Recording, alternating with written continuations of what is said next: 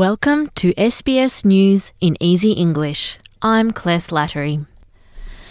The Therapeutic Goods Administration has provisionally approved Pfizer booster shots for people aged 18 and over. Health officials say Australians can get the third Pfizer jab no matter which vaccine they got for the first two shots. The booster rollout is expected to start in November. The Therapeutic Goods Administration's Professor John Skerritt says Australians can receive a third dose at least 6 months after they got their second injection. We do know that boosters may give additional protection against mild COVID, and they may have an impact on reducing transmission.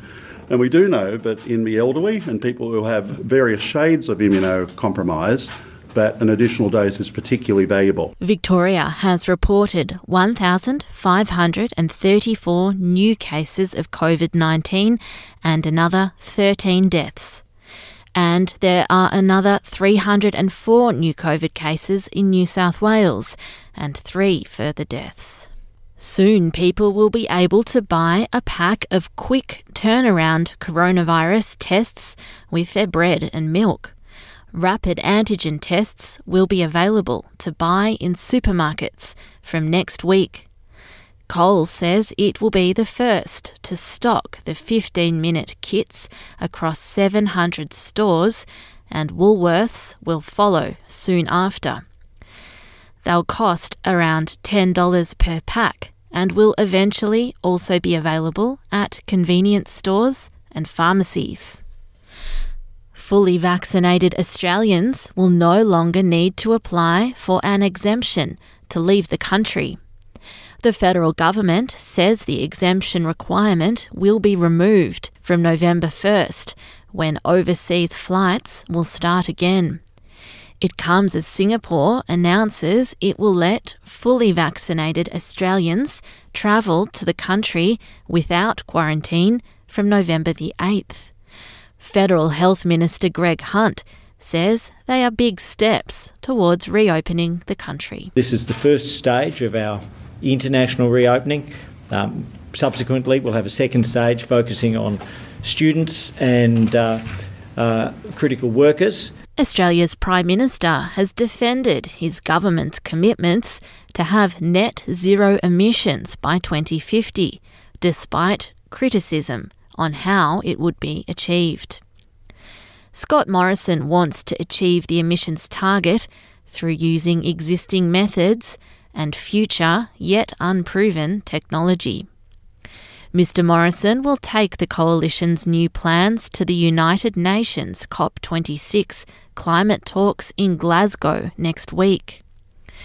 Talking to Channel 7, Mr Morrison says he will use the talks as an opportunity to further explain and promote Australia's position. We don't have to shut Australia down, stop digging things up, stop planting things to achieve net zero. Australians don't have to be punished to achieve net zero. That's not our plan. That's not the Australian way. Greens leader Adam Bandt says Mr Morrison's climate policy will be strongly criticised now that it's open for scrutiny. We needed a plan based on the science, and instead we got science fiction. A story where someone rides in on a unicorn in 2049 with technology that doesn't yet exist and somehow saves us. It is a fraud.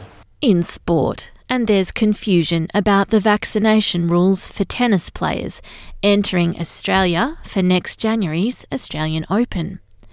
The federal government had said unvaccinated players would not be allowed into the country for the first Grand Slam of the year.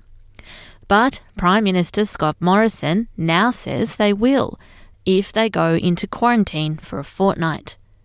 Victoria's Premier, Daniel Andrews, says his state will not be applying for any exemptions for unvaccinated players. So I'm just trying to be as clear as I can. The reason I have to be clear like this today is because the federal government's done a complete 180.